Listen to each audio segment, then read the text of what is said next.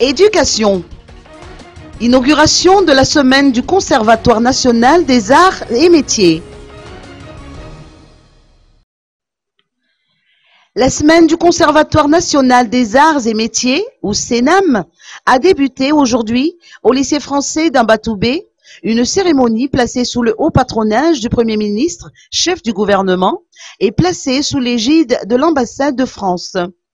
Le gouvernement accorde à l'éducation en général et à la formation professionnelle en particulier une importance primordiale et le CNAM joue un rôle important dans l'acquisition de nouvelles compétences qui répondent aux besoins de développement du pays, a indiqué le Premier ministre Cool-Roger.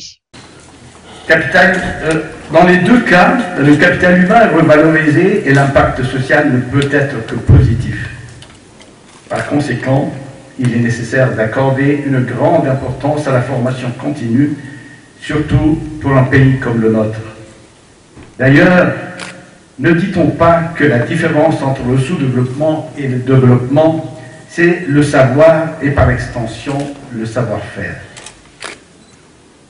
Je profite de cette occasion pour rendre hommage à la coopération fructueuse qui existe entre Madagascar et la France dans le domaine de la formation. Et l'événement que nous vivons aujourd'hui en est une illustration. Monsieur le conseiller, veuillez transmettre à Monsieur l'ambassadeur de France et au gouvernement français l'expression de notre profonde gratitude.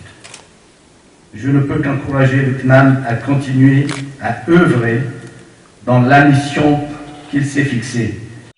L'administrateur général, Olivier Faron, nous parle des objectifs de cette semaine du CNAM. Écoutons ses propos. C'est important parce que c'est la première fois qu'on fait une semaine du CNAM. Donc il s'agit de faire connaître à l'ensemble des jeunes et des moins jeunes malgaches qui souhaitent avoir une nouvelle formation professionnelle ce que le Conservatoire national des arts et métiers peut et veut faire avec vous ici à Madagascar.